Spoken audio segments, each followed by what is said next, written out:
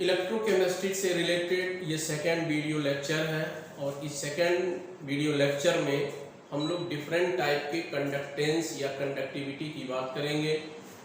Electrochemistry का जो पहला वीडियो लेक्चर था उस पहले वीडियो लेक्चर में हमने electrolyte, weak electrolyte, strong electrolyte और इलेक्ट्रोलिटिक सॉल्यूशन जो एक नॉन मेटेलिक कंडक्टर की तरह बिहेव करता है उस इलेक्ट्रोलिटिक सॉल्यूशन के कंडक्टेंस के बारे में या उसकी स्पेसिफिक कंडक्टेंस के बारे में हमने बात किया था। और वहाँ हमने ये बात किया था कि जो भी इलेक्ट्रोलिटिक सॉल्यूशंस होते हैं वो इलेक्ट्रोलिटिक सॉल्यूशंस एक कंडक्टर की तरह बिहेव करता है। चूंकि वो मेटल नहीं होता है इसलिए उसको हम नॉन मेटेलिक कंडक्टर कहते हैं। तो जितने भी इलेक्ट्रोलिटिक सॉल्यूशंस होते हैं वे एक नॉन मेटेलिक कंडक्टर होते हैं। और वो जो फिजिक्स में हम मेटेलिक कंडक्टर के बारे में पढ़ते हैं जो रिलेशन मेटेलिक कंडक्टर के लिए अप्लाई किया जाता है ठीक उस वही रिलेशन जो बेसिक रिलेशन है वो नॉन मेटेलिक कंडक्टर या इलेक्ट्रोलिटिक कंडक्टर के लिए भी अप्लाई किया जाता है। और वो रिलेशन क्या होता है, वो रिलेशन हम छोटे क्लास से पढ़ते चले आ रहे हैं कि rho is R is equal to rho into L upon A. ये इस रिलेशन को हम बहुत दिनों से पढ़ते चले आ रहे हैं। और इस रिलेशन में होता क्या है कि आर जो है वो कंडक्टर की या मेटल की रेजिस्टेंस होती है, ये स्पेसिफिक रेजिस्टेंस या रेसिस्टिविटी कहते हैं। एल जो होता है लेंथ ऑफ द वायर होता है और ए जो होता है वो कंडक्टर का क्रॉस सेक्शनल एरिया होता है। ठीक यही रिलेशन हम इलेक्ट्रोलिटिक सॉल्यूशन के लिए भी यूज करते हैं। इलेक्ट्रोलिटिक सॉल्यूशन के लिए भी इसी रिलेशन को हम यूज करते हैं। बस थोड़ा सा तरीका मेरा चेंज होता है। जैसे जब हम मेटेलिक कंडक्टर की बात करते हैं तो हम ये कहते हैं कि मेटेलिक जो कंडक्टर होता है या उसमें जो कंडक्टेंस होता है या जो कंडक्टिविटी होता है वो ड्यू टू फ्री आयंस होता है। But in case of electrolytic solution जो होता है वो फ्री आयंस के कारण होता है, फ्री इलेक्ट्रॉन के कारण नहीं। मेटेलिक कंडक्टर की मेटेलिक कंडक्टिविटी जो है फ्री आयंस के कारण होता है, फ्री इलेक्ट्रॉन्स के कारण होता है। बट इलेक्ट्रोलिटिक सॉल्यूशन की जो कंडक्टिविटी होती है वो फ्री आयंस के कारण होता है, चाहे इलेक्ट्रॉन हो या आयंस हो। अब अगर हम कंडक्टेंस की बात करें तो चाहे वो इलेक्ट्रॉन हो, मेटेलिक कंडक्टर के केस में फ्री इलेक्ट्रॉन्स होता है रिस्पांसिबल और इलेक्ट्रोलिटिक सॉल्यूशन के केस में फ्री आयंस होता है। तो चाहे जो भी हो, मेन जो फैक्टर होता है जिन चीज पे डायरेक्टली बेस्ड होता है या डायरेक्टली डिपेंड करता है वो होता है मोबिलिटी ऑफ आयंस। बेसिकली जो होता है वो मोबिलिटी ऑफ आयंस पे डिपेंड करता है, एक मोबिलिटी ऑफ आयंस और एक दूसरा फैक्टर होता है number of ions. Number of ions पे भी डिपेंड करता है। तो ये दो फैक्टर बेसिकली होते हैं कि किसी भी इलेक्ट्रोलिटिक सॉल्यूशन की जितने भी तरह के कंडक्टेंस होते हैं वो कहीं कहीं ये दो फैक्टर से सीधे कोरिलेट करते हैं, इन दो फैक्टर पे बेस्ड होते हैं। पहला होता है कि मोबिलिटी ऑफ आयंस, जो आयंस है वो कितना मोबाइल है, कितना फ्री है, उसका मूवमेंट कितना ज्यादा है। जितना ही ज्यादा मोबाइल होगा आयंस या जितना ही उसकी मोबिलिटी होगी, जितना वो फ्री होगा, उसका जितना फ्री मूवमेंट होगा कंडक्टेंस उतना ही ज्यादा होगा। ठीक उसी तरीके से चूंकि जो कंडक्टेंस है वो इलेक्ट्रोलिटिक सॉल्यूशन में जो कंडक्टेंस होता है वो ड्यू टू फ्री आयंस होता है। तो जो आयंस है कि नंबर ऑफ आयंस जितना ही ज्यादा होगा, जो किसी सॉल्यूशन में जो कंडक्टिविटी की बात हम करते हैं या कंडक्टेंस की बात करते हैं वो आयंस का कंडक्टेंस होता है। तो जब नंबर ऑफ आयंस ज्यादा होंगे तो कंडक्टिविटी ज्यादा होगी या कंडक्टेंस ज्यादा होगी। तो ये दो फैक्टर को हम जरूर नोट करें कि जिन पे जो कंडक्टेंस या कंडक्टिविटी होता है वो इन दोनों फैक्टर पे डिपेंड करता है कि mobility of ions and number of ions. और दोनों का पॉजिटिव रिस्पांस होता है, दोनों ये पॉजिटिव फैक्टर है। मतलब क्या हुआ कि मोबिलिटी जितना ही ज्यादा होगा कंडक्टेंस उतना ही ज्यादा होगा, नंबर ऑफ आयंस जितना ज्यादा होंगे कंडक्टेंस उतना ही ज्यादा होगा। तो मतलब ये हम ये कह रहे हैं, हम यहाँ ये नहीं लिख रहे हैं कि किस तरह का कंडक्टेंस, मैं सिर्फ कंडक्टेंस लिख रहा हूँ, टाइप ऑफ कंडक्टेंस नहीं लिख रहा हूँ कि कंडक्टेंस कहीं ना कहीं सीधे ये जो फैक्टर 1 है मतलब mobility and number of ions के डायरेक्टली प्रोपोर्शनल होता है। नंबर ऑफ आयंस के डायरेक्टली प्रोपोर्शनल होता है कि ये चीजें जितना ही ज्यादा बढ़ेंगी, मोबिलिटी आयंस का मोबिलिटी जितना ही ज्यादा होगा या नंबर ऑफ आयंस जितना ही ज्यादा होगा उसकी कंडक्टेंस उतना ही ज्यादा होगा। अब हम बारी बारी से कंडक्टेंस की चर्चा करते हैं। जैसे जब हम सीधे रेजिस्टेंस की बात करते हैं तो रेजिस्टेंस के केस में होता क्या है कि अगर हम रेजिस्टेंस की बात करें, R की बात करें तो R इज इक्वल टू, तो जो रेजिस्टेंस का जो रेसिप्रोकल होता है कि 1 अपान जो R होता है उसको हम जनरली G से रिप्रेजेंट करते हैं, और G जो होता है वो कंडक्टेंस होता है। तो रेजिस्टेंस का जो रेसिप्रोकल है वो हो गया कंडक्टेंस हो गया, ये कंडक्टेंस हो गया। तो G जो G है वो R का रेसिप्रोकल है, जिसको हम इसको रेजिस्टेंस कहते हैं, इसको हम कंडक्टेंस कहते हैं। सिमिलरली जो रो होता है, रो को हम स्पेसिफिक रेजिस्टेंस कहते हैं।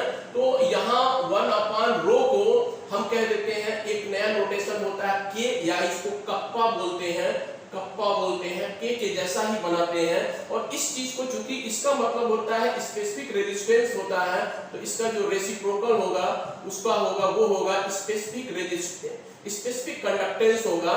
और IUPAC ने स्पेसिफिक कंडक्टेंस के जगह जो टर्म यूज किया उसने ये कहा कि कंडक्टिविटी टर्म बेहतर होगा यूज करना स्पेसिफिक कंडक्टेंस की जगह पे, या कंडक्टेंस की जगह पे कंडक्टिविटी यूज किया जाता है।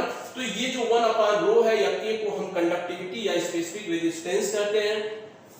तो ये हो गया K, और एक हो गया मोलर कंडक्टेंस। मोलर कंडक्टेंस का मतलब ये होता है कि अगर किसी सॉल्यूशन में, जितने भी किसी भी इलेक्ट्रोलाइटिक सॉल्यूशंस में 1 मोल आयंस का जो कंडक्टेंस होता है, the conductance of 1 mole ions in a given electrolytic solution is known as molar conductance, whereas the conductance या conductivity of all the ions present in all the ions of 1 equivalent ions, या ये कहें कि conductivity of 1 mole equivalent ions in a given solution is known as equivalent conductance.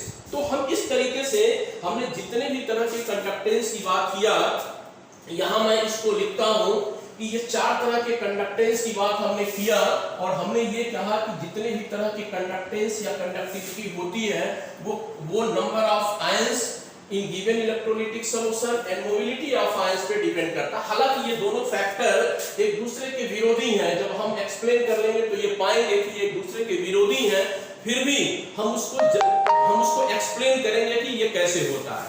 अब अगर हम एक चीज और कहें कि कुछ और भी आयंस है, जैसे हमने ये कहा कि ओवरऑल जो इफेक्ट होता है, चाहे जो भी फैक्टर हो, वो हर फैक्टर कहीं न कहीं मोबिलिटी को गवर्न करता है कि मोबिलिटी कम हुई या ज्यादा हुई, नंबर ऑफ आयंस ज्यादा हुए या कम हुए, कहीं न कहीं इसी चीज पे डिपेंड करता है। जैसे अगर हम एक बात करें तो हम ये पहला पॉइंट यही करते हैं कि mobility of ions, mobility of ions जो होता है वो जितना ही ज्यादा होगा वो उसकी कंडक्टेंस उतना ही ज्यादा होगा।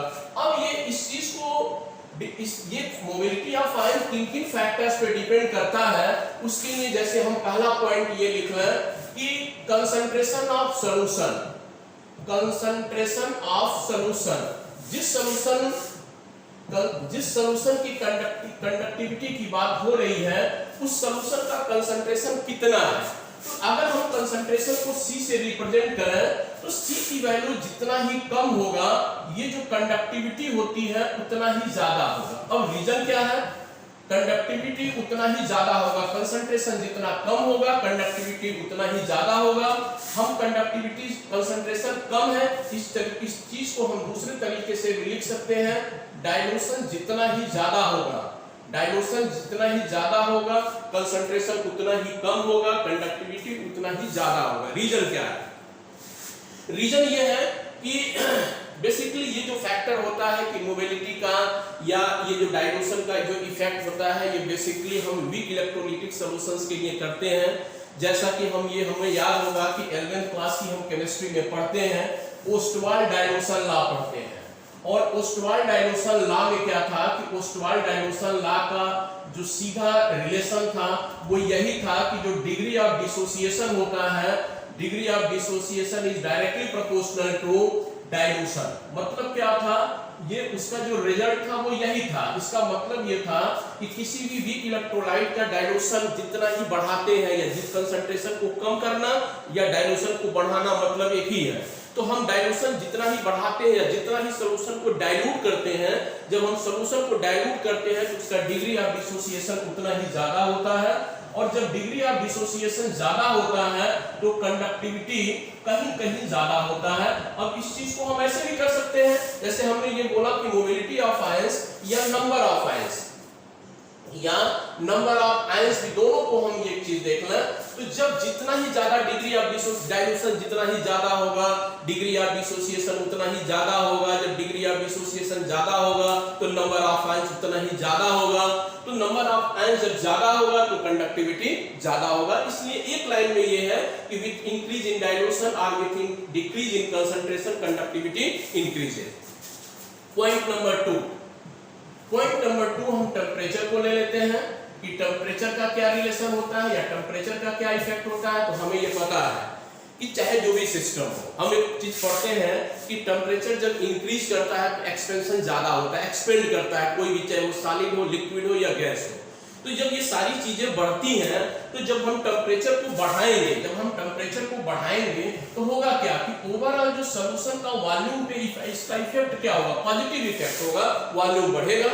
टेम्परेचर को बढ़ाएंगे तो वॉल्यूम बढ़ेगा। अब जब वॉल्यूम बढ़ेगा नंबर ऑफ आयंस की बात इसमें नहीं होगी क्योंकि नंबर ऑफ आयंस की बात है। जब वॉल्यूम बढ़ेगा तो होगा क्या, सीधा इफेक्ट यही होगा, जब नंबर ऑफ और जब वॉल्यूम बढ़ेगा तो उसकी मोबिलिटी बढ़ेगी, आयंस की मोबिलिटी बढ़ेगी। और जब आयंस की मोबिलिटी बढ़ेगी तो हमने यहाँ लिखा है कि चाहे नंबर ऑफ आयंस बढ़े या मोबिलिटी ऑफ आयंस बढ़े, कंडक्टिविटी बढ़ता है। तो जब हम टेम्परेचर को बढ़ाएंगे वॉल्यूम बढ़ेगा, तो फिर इसका रिजल्ट क्या होगा कि कंडक्टेंस या कंडक्टिविटी जो होगा वो बढ़ेगा। तो एक फैक्टर ये हो गया। तीसरा फैक्टर हम विस्कोसिटी की बात कर रहे हैं। विस्कोसिटी मतलब क्या, सॉल्यूशन की विस्कोसिटी।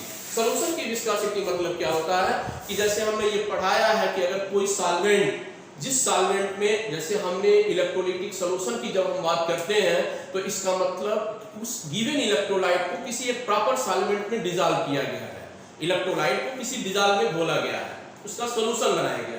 तो जो सॉल्वेंट है वो कैसा है, अगर सॉल्वेंट ऐसा होगा उसकी विस्कोसिटी ज्यादा होगी, वो ज्यादा विस्कस होगा। तो ये भी 11th क्लास की केमिस्ट्री में आप पढ़ के आए हुए हैं कि जब विस्कोसिटी ज्यादा होती है तो जो भी उसमें पार्टिकल्स होते हैं उनका मूवमेंट कम होता है। विस्कस मतलब अपोजिंग फोर्स होता है जो फ्लो को अपोज करता है। तो जब फ्लो को अपोज करेगा तो उसमें आयंस है, तो आयंस को के फ्लो को अपोज करेगा, उसकी मोबिलिटी को कम करेगा, और जब मोबिलिटी को कम करेगा तो कंडक्टिविटी घटेगा। तो इसका मतलब क्या होगा कि जब विस्कोसिटी बढ़ती है तो कंडक्टिविटी जो कंडक्टिविटी होती है वो घटती है, क्योंकि विस्कोसिटी बढ़ेगी तो फ्लो ऑफ आयंस कम होगा, मोबिलिटी कम होगा, और जब मोबिलिटी कम होगा तो कंडक्टेंस निश्चित रूप से या कंडक्टिविटी निश्चित रूप से कम होगा। एक चीज और मैं आपको बता दूं, जब भी मेरा वीडियो होता है, 12th क्लास के लिए वीडियो होता है, तो मैं बार बार अपने वीडियो में इस बात को जरूर याद दिलाता हूं कि इन चीजों को आप, जैसे हमने ये बोला कि स्टोक्स डाइल्यूशन लॉ, ये जो पहला पॉइंट है कि जब डाइल्यूशन को इंक्रीज करते हैं तो कंडक्टिविटी बढ़ती है, ये आप बहुत पहले पढ़ चुके हैं। तो मैं इसको आपको याद दिलाता हूं कि 11th क्लास की केमिस्ट्री में आयनिक इक्विलिब्रियम में ही स्टोक्स डाइल्यूशन लॉ आप सबने पढ़ा होगा। वो अलग बात है कि भूल गए हो या याद हो, लेकिन ये 11th क्लास की केमिस्ट्री, और 11th क्लास की केमिस्ट्री में यही था कि जब आप डाइल्यूशन को बढ़ाते हैं तो with increase in dilution degree of dissociation increases, और इस चीज को जब डिग्री ऑफ डिसोसिएशन बढ़ गया तो नंबर ऑफ आयंस ज्यादा हो गए तो कंडक्टिविटी ज्यादा हो गया। तो कहीं न कहीं ये होता है कि मेरा मानना यह है कि मोर देन 50% जो केमिस्ट्री 12th क्लास की है वो कहीं न कहीं सीधा कोरिलेट करता है 11th क्लास की केमिस्ट्री से, क्योंकि अगर आप इस चीज को नहीं समझेंगे तो फिर इसको समझने में प्रॉब्लम होगी। तो मेरी एक आदत है, मैं अपने वीडियो लेक्चर में हमेशा ये कहता हूँ कि ये पॉइंट को, अगर इस पॉइंट को जो मैं डिस्कस कर रहा हूँ, ये पॉइंट कहाँ से है, इसके पहले आप कहाँ पढ़े हो, तो मैं आपको याद दिलाता हूँ कि वहां जाकर के आप रिमाइंड करें और सोचें कि हाँ ये मैं उस जगह को पढ़ा तक नहीं पढ़ा था। तो ये हो गया कि कंसंट्रेशन हो गया, टेम्परेचर हो गया, विस्कोसिटी हो गया, ये सब बेसिकली ये फैक्टर्स हैं जिसपे ये सब डिपेंड करता है।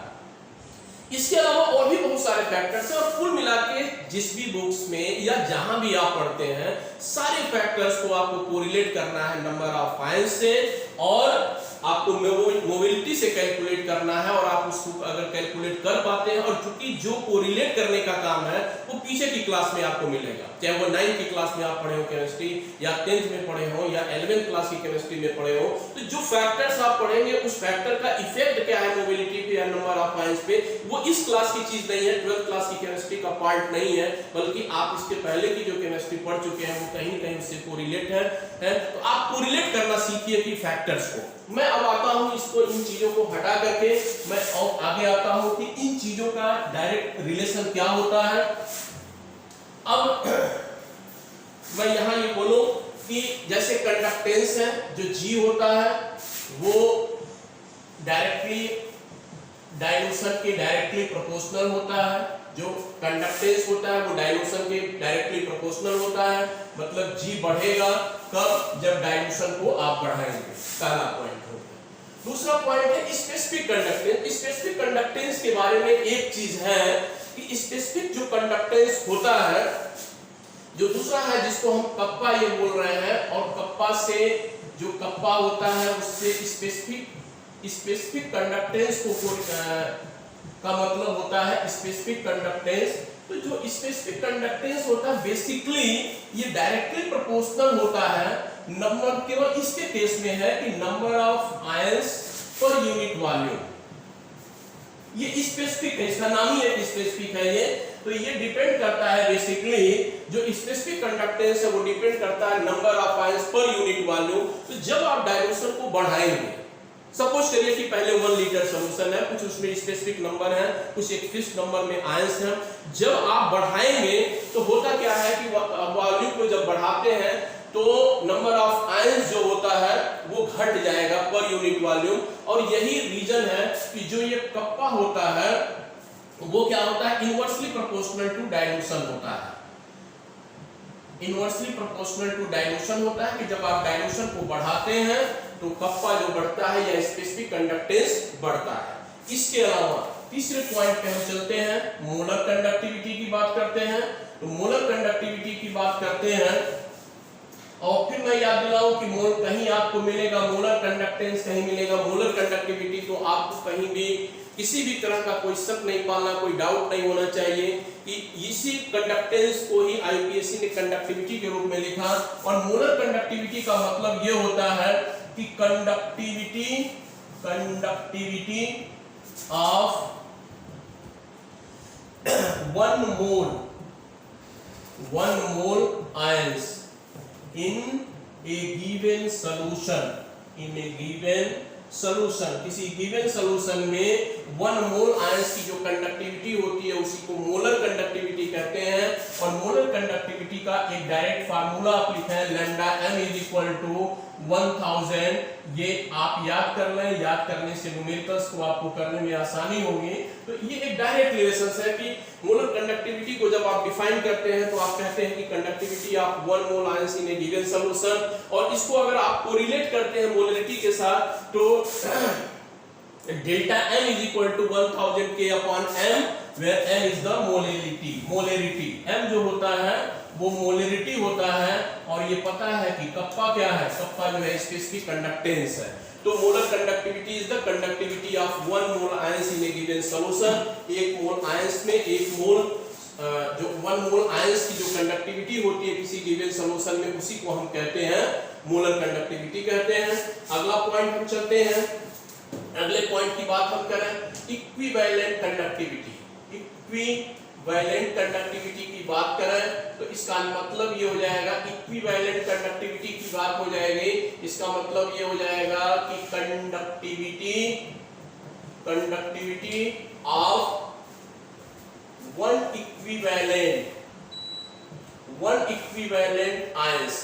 equivalent आयंस की जो कंडक्टिविटी होती है उसको हम इक्विवेलेंट कंडक्टेंस कहते हैं। और इक्विवेलेंट कंडक्टेंस को आप रिप्रेजेंट कर सकते हैं कि delta EQ = 1000 kappa K/n, where n is the normality। K जो है यहाँ भी K वही है, जो K है वो स्पेसिफिक कंडक्टेंस है या इस कंडक्टिविटी है, n को यहाँ n जो है यहाँ नॉर्मेलिटी है।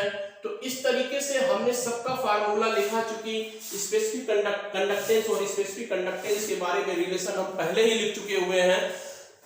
हमने आज यहाँ मोलर कंडक्टेंस और इक्विवेलेंट कंडक्टिविटी को कैसे डिफाइन करते हैं, तो बस सीधा सा मतलब है conductivity of one mole ions in a given solution. Equivalent conductance को आप कहेंगे conductivity of one equivalent ions, और इनको जब आप नॉर्मलिटी और मोलरिटी से कोरिलेट करते हैं तो ये हो जाता है कि delta m is equal to 1000 k upon m, very molar conductance के केस में आप यहाँ मोलरिटी लेते हैं, m is the molarity of the solution, and equivalent conductance के केस में आप लेते हैं 1000 k upon n, where n is the molarity. इस तरीके से ये है कि हमने ये बताया आज के इस वीडियो लेक्चर में हमने डिफरेंट टाइप के कंडक्टेंस या कंडक्टिविटी की बात किया। और यहाँ जो मैं लिखा हूं, यहाँ फिर से आप कंफ्यूज नहीं होंगे कि मोलर कंडक्टेंस लिखा जाए या मोलर कंडक्टिविटी लिखा जाए, मतलब आप उसको अंतर नहीं करेंगे। और यहाँ हमने ये बताया कि डायल्यूशन का क्या इफेक्ट होता है डिफरेंट टाइप के कंडक्टिविटी पे, क्यों होता है, कौन कौन से फैक्टर्स होते हैं जिसपे ये डिपेंड करता है। एक चीज में केवल लास्ट पॉइंट 2 मिनट में मैं सारी चीजों का, जब भी आप कोई न्यूमेरिकल करते हैं तो आप जब न्यूमेरिकल करते हैं, जैसे पिछले वीडियो में हमने बताया था, सेल कांस्टेंट की चर्चा किया था कि सेल कांस्टेंट जो होता है वो किसी भी इलेक्ट्रोलाइटिक सेल का होता है, वो कांस्टेंट वो नेचर ऑफ इलेक्ट्रोलाइट पे डिपेंड नहीं करता है कि किसी इलेक्ट्रोलाइटिक सेल में पोटेशियम क्लोराइड है या पोटेशियम ब्रोमाइड है या कौन सा इलेक्ट्रोलाइट है, उस पर डिपेंड नहीं करता है। सेल कांस्टेंट हमेशा नेचर ऑफ इलेक्ट्रोलाइटिक सेल या टाइप ऑफ इलेक्ट्रोलाइटिक सेल पे डिपेंड करता है। जब भी आप कोई न्यूमेरिकल्स करते हैं तो न्यूमेरिकल्स को करने के लिए उसकी न्यूमेरिकल वैल्यू के साथ उसकी यूनिट्स जरूर लिखते हैं। मैं एक बार यहाँ केवल यूनिट्स की बात कर रहा हूँ कि जो जितने भी तरह के कंडक्टेंस है या कंडक्टिविटी है, जैसे जो G है जिसको हम सिर्फ कंडक्टेंस कहते हैं, इसकी यूनिट होती है ओम इनवर्स, या इसको हम लिखते हैं मो लिखते हैं, या सीमेंस लिखते हैं, एस से रिप्रेजेंट करते हैं। ये हो गया कि कंडक्टेंस की यूनिट हो गई। इसी तरीके से जो K होता है, कप्पा होता है, जिसको स्पेसिफिक रेजिस्टेंस या कंडक्टिविटी, स्पेसिफिक कंडक्टेंस या कंडक्टिविटी कहते हैं, तो जो उसका यूनिट होता है ओम इनवर्स सेंटीमीटर इनवर्स, या इसको ऐसे भी लिख सकते हैं ओम इनवर्स मीटर इनवर्स, जो भी यहाँ यूनिट को सेंटीमीटर लिखे या मीटर इनवर्स लिखे। और इसी चीज को ऐसे भी आप लिख सकते हैं कि सीमेन सेंटीमीटर इनवर्स या सीमेन मीटर इनवर्स लिख सकते हैं। क्योंकि यहाँ सेंटीमीटर और मीटर इस चीज पे है कि सेल कांस्टेंट की यूनिट क्या लेते हैं, सेंटीमीटर में लेते हैं या मीटर में लेते हैं, मतलब लेंथ की यूनिट लेते हैं। फिर डेल्टा m की जो यूनिट हो जाएगी, क्योंकि डेल्टा हमने यहाँ लिखा है कि delta m is equal to होता है 1000 k अपॉन m होता है, तो k की यूनिट हमने यहाँ लिखा है जैसा कि दिख रहा है सीमेन सेंटीमीटर इनवर्स, m जो होता है मोल पर लीटर होता है, तो इसको हम ऐसे लिख सकते हैं कि mole inverse and centimetre cube, या इसको ऐसे लिख सकते हैं s centimetre square into mole inverse, या इसको ऐसे भी लिख सकते हैं सीमेन इंटू मीटर क्यूब और into mole inverse metre square और मोल इनवर्स भी लिख सकते हैं। लास्ट में है कि ये डेल्टा EQ मतलब यहाँ भी इसका रिलेशन हमने लिखा, delta EQ is equal to 1000 K upon N होता है। N जो होता है ग्राम इक्विवेलेंट्स पर यूनिट वॉल्यूम, तो इसका यूनिट जब आप लिखते हैं तो ऐसे आप लिख सकते हैं सीमेन सेंटीमीटर स्क्वायर इक्विवेलेंट इनवर्स, या इसको आप ऐसे लिख सकते हैं सीमेन सेंटीमीटर की जगह मीटर स्क्वायर लिख सकते हैं इंटू इक्विवेलेंट इनवर्स लिख सकते हैं। तो इस तरह से इन यूनिट्स का ध्यान रखना है, जब भी हम कोई न्यूमेरिकल प्रॉब्लम्स करते हैं तो इक्विवेलेंट्स का ध्यान जरूर रखें। और इस वीडियो में जितने भी हमने पॉइंट्स बोला उस पॉइंट्स को आप नोट करते रहें। अभी इलेक्ट्रोकेमिस्ट्री में बहुत सारे पॉइंट्स बचे हुए हैं, इसमें भी अभी कई वीडियो लेक्चर होने, मेरा ये सेकंड वीडियो लेक्चर हुआ है। थर्ड वीडियो लेक्चर में मैं बता दूं कि अभी इलेक्ट्रोकेमिस्ट्री या कंडक्टेंस का एक इंपॉर्टेंट रूल्स बचा हुआ है, उस रूल के साथ हम कुछ न्यूमेरिकल प्रॉब्लम्स लेके आएंगे। Thank you.